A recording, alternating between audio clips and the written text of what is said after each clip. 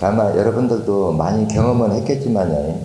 이 심천생리학은 깊이 있게 들어갈수록 중환자를 치료할 수 있는 힘이 아주 강력해요. 우리 인체 구조는 약만 가지고 수술만 가지고 치료가 될 수 있는 생리 구조가 아니라는 거예요. 그래 우리 인체는 웬만큼 몸이 망가져도 세포가 분열할 수 있는 환경만 조성해주면 인체 스스로 세포 분열을 통해서 복원하는 기능은 오랜 세월서부터 우리 몸을 본질적으로 가지고 태어났다는 거예요. 얼마 전에도 파키슨 원장하고 왔는데 완치율 95%다 이렇게 얘기해요. 근데 모든 사람이 95%의 완치 기준은 아닙니다. 여기서 제공되는 식품을 소화시킬 수 있는 범위 안에 기초 체력은 가지고 있어야 돼요. 네, 무슨 얘기냐면 소화 기능만 남아있으면 치료는 가능하다는 거예요. 어제도 제가 이 자리에서 특강을 했지만 내가 이 똑같은 얘기를 하는데 그 많은 사람들이 치료 효능이 내가 말하는 만큼 뒷받침이 안 돼도 내가 이만큼 많은 사람들한테 인정을 받을 수 있을까요? 저도 이제 안타까운 점이 이거를 여기 짧은 시간에 여러분들한테 다 설명할 방법이 없다는 거예요. 그러면 여러분들이 배울 시간이 없고 그런 환경이 안 된다면 방법은 뭘까요? 절대 자기 생각 보태지 말고 시키는 대로 그대로만 따라서 하면 나의 의술의 치료 효능이 그대로 전달이 돼요. 그래서 오늘 이제 요점적으로 여러분들이 이제 식품 사용법에 대해서 좀 이제 부탁을 해서 제가 메모를 해왔거든요. 그래 식품마다 이제 특성이 있습니다. 그래 시간 관계상 이렇게 짧게 설명을 드릴게요. 여러분들 심천활 아시죠? 강산 해독제. 이제 강산이라고 하는 거는 쉽게 표현하면 몸에 피가 썩었다 이렇게 진단할 수가 있어요. 혈액이 오염된 사람은 얼굴이 누렇고 검거나 푸르스름하죠. 조금만 땀을 흘려도 몸에서 찌른내 소변 냄새가 많이 날 겁니다. 속옷을 면으로 된 걸 하얀 백색을 입어보면 아무리 세탁을 해도 세탁물이 누렇게 변하고 또 자세히 들여다보면 그 속에 검거나 푸른 빛이 은은하게 감돌 거예요. 신장과 간이 건강해서 피가 맑은 사람들은 땀을 많이 흘리고도 세탁을 하면 빨래가 하얀 백색이 돼야 정상입니다. 여러분들 이렇게 나이가 들면은 할머니 냄새라고 하는 말 무슨 말인지 알아요? 할머니 냄새 난다고 하는 말. 노인네, 인내. 또 겨드랑이에서 악취 나는 사람. 발에서 악취가 나서 신발 못 벗는 사람. 사타구니에서 악취 나는 사람. 이게 어느 장기의 기능이 떨어진 합병증일까요? 신간 기능이 떨어진 합병증입니다. 그래 신장과 간 기능을 회복시키고 악취가 나는 환부를 빼주면 99% 냄새 안 납니다. 여러분들 암 환자들 개가 골라낸다고 하는 얘기 들어봤어요? 개가 어떻게 할까요? 냄새가 있고 알겠죠? 그래서 신장과 간이 피를 여과하는 기능에 따라서 혈액이 엄청 오염이 되거든요. 요산, 약산은 신장이 여과하는 장기고 중산, 탄인산은 간이 여과를 합니다. 근데 강산은 우리 몸에 여과하는 장기가 없습니다. 이 강산의 산화작용이 신경선의 피복을 녹여서 뇌파 합선이 일어나면 그게 파킨슨이고 뇌파 누수가 일어나면 그게 뇌계리, 근육신경마비고 강산의 산화작용이 체세포를 녹이려고 하는 기능이 비정상적으로 세포 분열을 빠르게 하면 이게 암이고 강산의 산화작용이 혈액 속의 여러 물질을 응고시키거나 녹이면 이게 혈액암입니다. 그러면 현재 난치병들 대부분이 그 강산이 원인 물질이다 이렇게 진단할 수 있죠. 이렇게 오염된 강산을 해독하기 위해서 만든 제품이 바로 심천활이다. 여러분들 빈혈 환자가 있다. 그러면 빈혈이라고 하는 거는 혈액 속의 영양분이 녹았다는 얘기인데요. 어떤 물질이 녹였을까요? 강산의 산화작용이 녹였죠. 이 산화작용이 뼈를 녹이면 골다공증이고 물렁뼈를 녹여서 골수가 새어나오면 류마티스 관절입니다. 또 혈관벽을 녹여서 혈관이 팽창되면 피부가 뿔구름해져요. 또 이 강산의 산화작용이 혈액 속의 여러 물질을 응고시키면 섬유종, 석회질, 돌, 담석 등이 생겨요. 근데 이러한 강산을 지금 지구상에서 해독하는 사람이 있느냐? 이걸 해독하지 못하면 앞에 언급된 질환들을 치료할 수 없다는 얘기가 돼요. 네, 그런데 이렇게 이제 이런 독을 해독하는데 사람에 따라서 혈질이 전부 달라요. 사람에 따라서 강산의 농도가 전부 다르다. 그래 최고 적계에서는 70개에서부터 죽음에 임박한 사람은 300알, 500알까지도 써요. 근데 이렇게 쓴다고 부작용이 있을까요? 없을까요? 부작용 없습니다. 이제 100개 쓸 걸 500개를 사용하면은 돈만 손해보는 거죠. 이게 신천 생리학의 최고 장점입니다. 그 유일하게 꼭 부작용이라고 일으키는 게 이제 인후작용이 활성화되면 강산이 해독돼서 인후작용이 활성화되면 약간 변비 증세가 올 수가 있어요. 이럴 때는 어떻게 하면 되죠? 네, 황금비를 함께 먹어라. 그래 어떤 경우에든 해결책이 다 있다는 거예요. 그래서 이제 이런 거에서 이제 피를 맑게 해놓고 8번을 사열해서 이제 솜이 빨아들이는 피가 30% 50% 나오면 그때부터 생량을 이렇게 줄이면 돼요. 근데 이제 이런 세세한 부분들을 여러분들이 이제 최고나 원장을 통해서 이렇게 적극적으로 배워놓으면은 적재적소의 양을 늘렸다 줄였다 하면서 알맞게 사용할 수 있는 방법이 되겠죠. 그 다음에 이제 청명인에 대해서 설명을 할게요.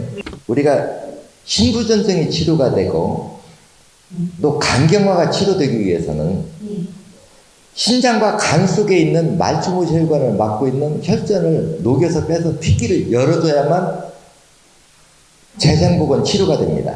신장과 간은 우리 뱃속에 들어앉아 있어요.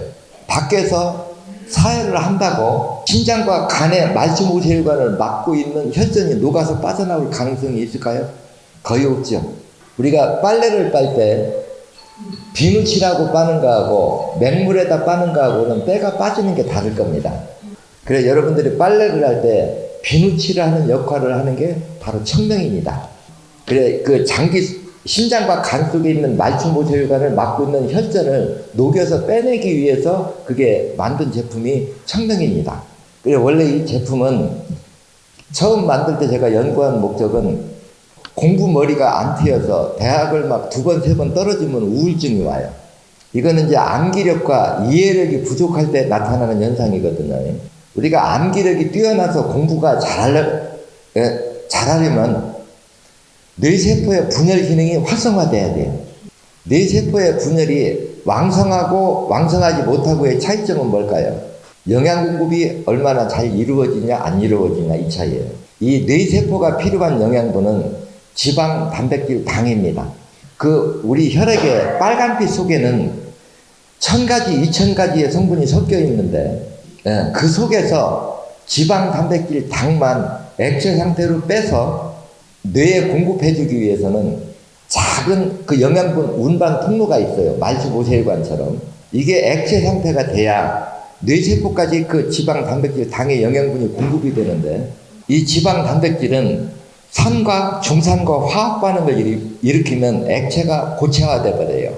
그래 이 영양 공급 통로가 막히게 되면 뇌세포 분열 기능이 떨어지고 여러분들이 쉽게 얘기하면 암기 이렇게 떨어지는 거예요. 암기 능력이. 근데 빨간피가 도는데 이 빨간피가 도는 혈액 통로는 혈관을 막고 있는 어혈을 녹이는 기능의 성분을 도달하기가 쉬운데 빨간피 속에서 지방, 단백질, 당만 빼서 뇌에 공급해주는 그 작은 통로가 옹고된 거는 그 녹이는 처방의 약성 도달이 어렵습니다. 이걸 녹이기 위해서 혈전요기제를 강하게 써버리면 혈소판도 녹아버리고 혈관벽도 녹아서 터질 겁니다. 이런 부작용을 내지 않으면서도 그 속에 막혀있는 걸 녹여서 구멍을 뚫기 위해서 만든 제품이 바로 청명입니다. 물론 60년 동안 눈이 안 보이다가 다시 시력이 0.9까지 회복됐다고 그래요. 그러면 그 60년 동안 막혀 있는 게 운 좋게 뚫렸다는 얘기죠. 여러분들 시력을 회복시키기 위해서 동공에다 직접 사혈할 수는 없을 겁니다. 그러면 결국 간접 사혈하면서 그 깊이 있게 막혀 있는 걸 전문적으로 녹이기 위해서 그 청명이를 개발한 거다. 이렇게 이해하시면 돼요. 이 제품의 효과를 단단히 본 사람이 이 자리에 있어요. 여러분들하고 함께 왔죠? 그래서 애들이 공부를 못해서 대학교 2번, 3번 이렇게 떨어지는 애들도 그 청명이를 적절하게 이용해가지고 1번, 17번, 9번을 사용해주면 암기력과 이해력이 엄청 향상됩니다. 이러한 치료, 혈관을 그 뚫는 치료 효능이 뇌경색, 자폐증, 시력회복, 간경화, 섬유종, 정맥류 이렇게 음고된 걸 풀어내는 역할을 하는 게 바로 청명입니다. 무슨 말인가 이해되죠? 근데 여기다가 이제 한 가지를 더 이해하고 있으면 돼요. 이제 뭐냐고 하면은 여러분들이 사혈을 해서 2번, 3번을 사혈해서 아랫배에다 손을 대고서 아랫배가 따뜻해지면 청명이를 그때부터는 점심 때 2개, 저녁 때 2개 먹으면 치료 기간을 많이 단축시킬 수가 있어요. 아무리 막 빼도 어혈이 잘 안 나오는 사람들, 또 뇌경색이나 이런 걸로 쓰러져서 오래 산 사람들, 특히 이제 시력 회복, 간경화, 요런 데 이거를 적극적으로 응용하면 치료 시간을 많이 이렇게 단축시킬 수 있다. 근데 처음부터 2개 먹으면 배탈 날 위험이 높아요. 그래서 설사나 변비는 2번, 3번이 치료점이고, 가스가 차는 건 8번이 치료점이다. 그래서 여러분들이 사혈하면 2번, 3번을 제일 먼저 사혈하라고 그러잖아요. 그래서 2번, 3번을 이렇게 사혈을 하게 되면은 어떤 걸 먹어도 좀 부패된 음식을 먹어도 배탈도 안 납니다. 그래서 2번, 3번을 일주일에 한 2번, 3번 빼라고 이렇게 시키죠. 그래 2번, 3번을 사혈해서 아랫배가 따뜻해진 다음부터는 이 청명이를 2개씩 이용하면은 치료 기간을 많이 단축할 수 있다고 하는 것도 참고적으로 알아두면 도움될 거예요. 이해돼서요?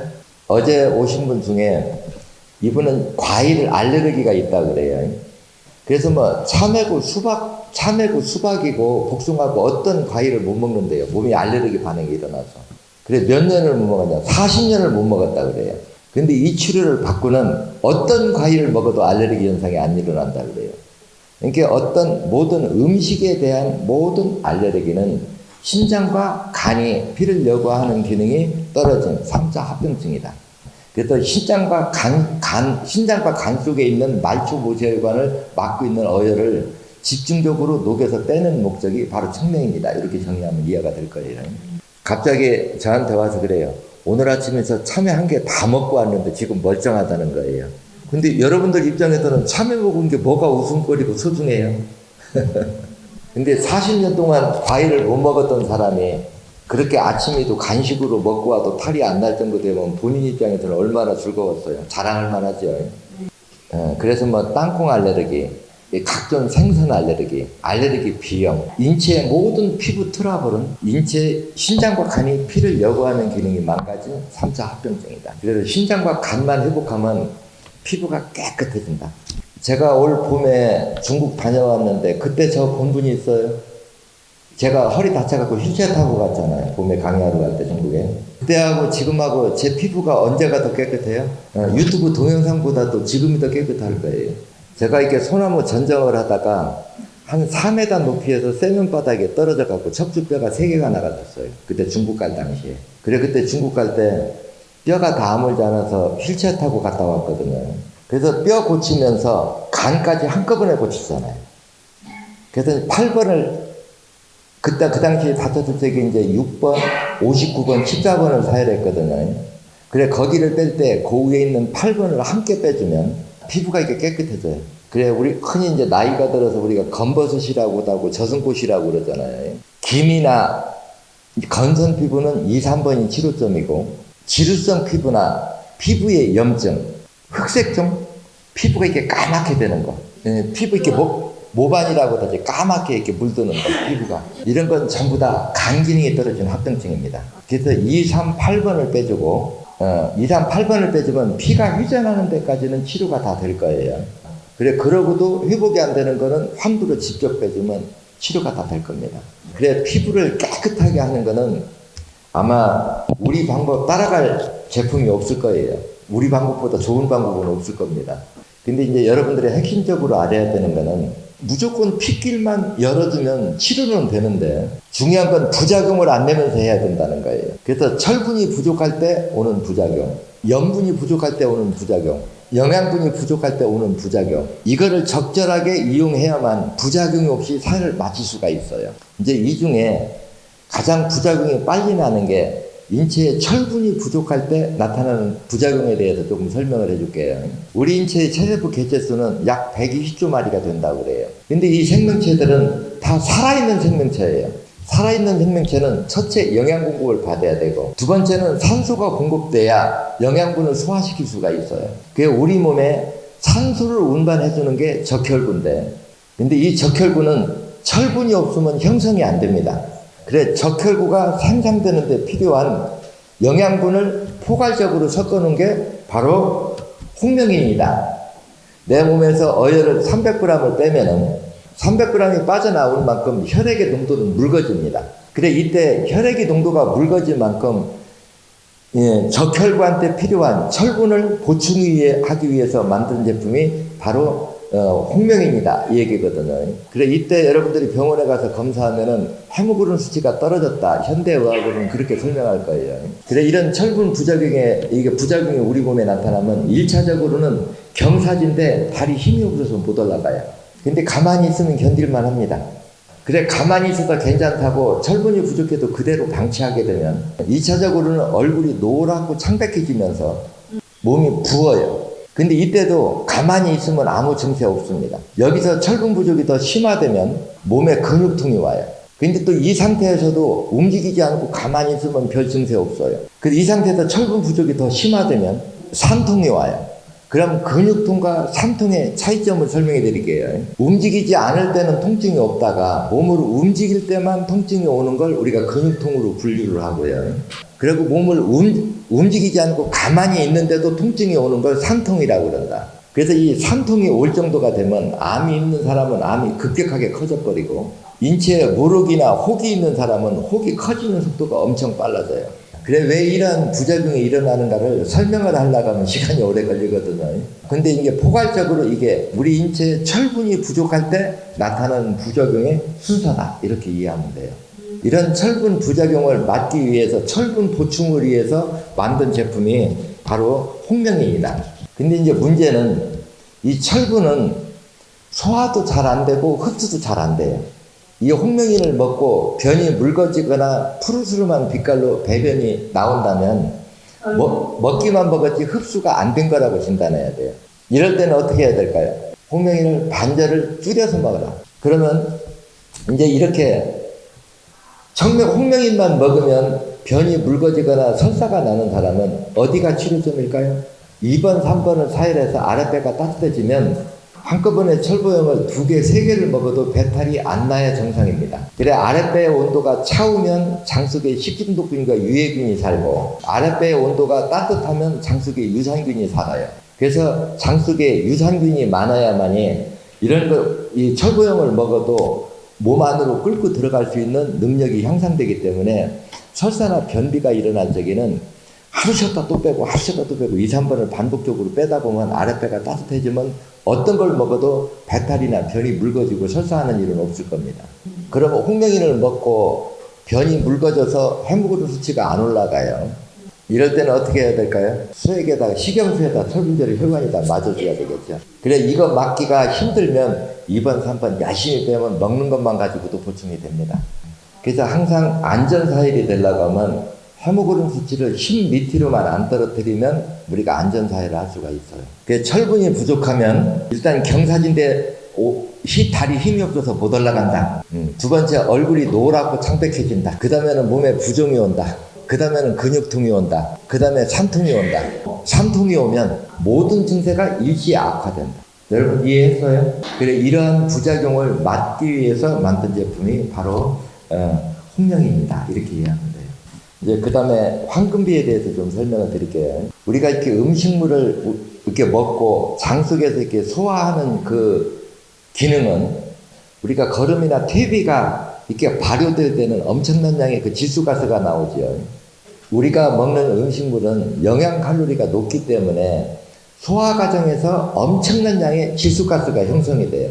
그래 이때 간 기능이 정상인 사람은 쓸개 담즙이 그 질소가스를 해독을 합니다. 그런데 간 기능이 떨어지면 쓸개 담즙 성분이 바뀌어버리기 때문에 질소가스가 해독이 안 돼요.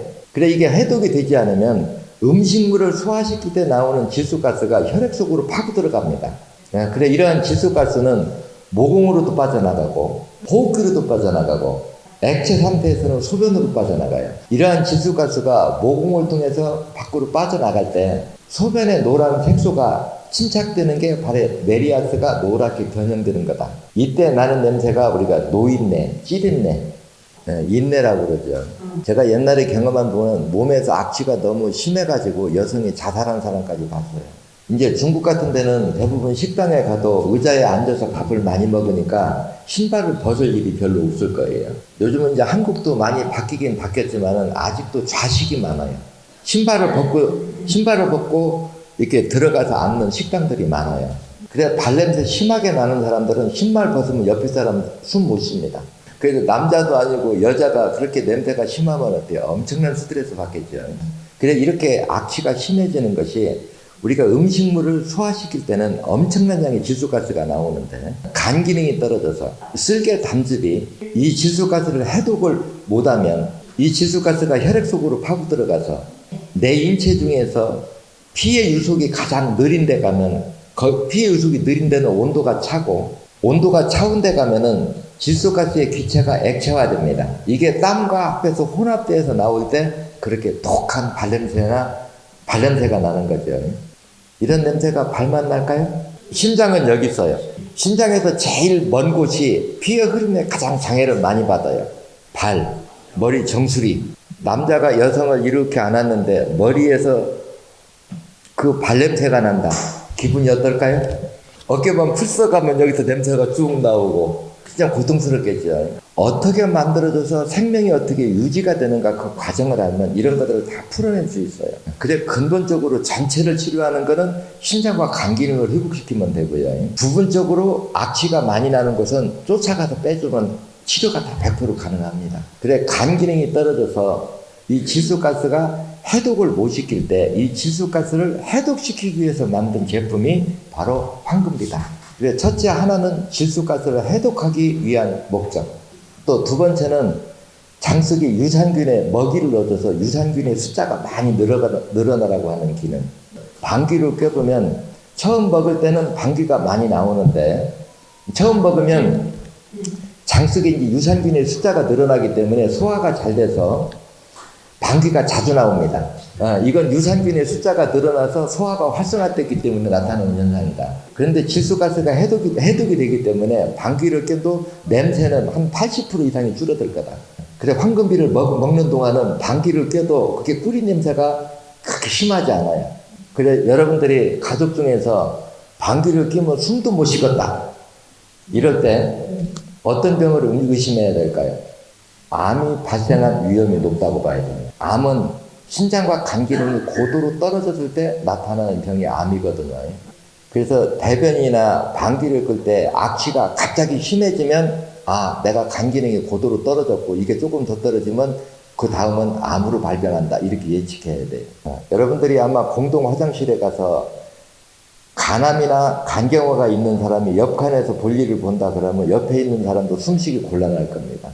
이 말은 우리가 음식물을 소화시킬 때는 엄청난 양의 질소가스가 나오는데 정상이라면 쓸개 담즙이 그걸 해독하는 과정에서 냄새도 없어지고 변이 노랗게 바뀐다 이렇게 이해하면 되고요. 그래 이러한 과다 형성되는 질소가스를 해독하고 유산균에 먹이를 공급해줘서 유산균의 숫자를 많이 늘리기 위한 목적이 바로 황금비다 이렇게 이해하면 돼요. 그런데 이러한 효능이 변비가 완화될 거예요. 여러분들 황금비 드시고 변비가 완화됐다고 느낀 분들이 있어요?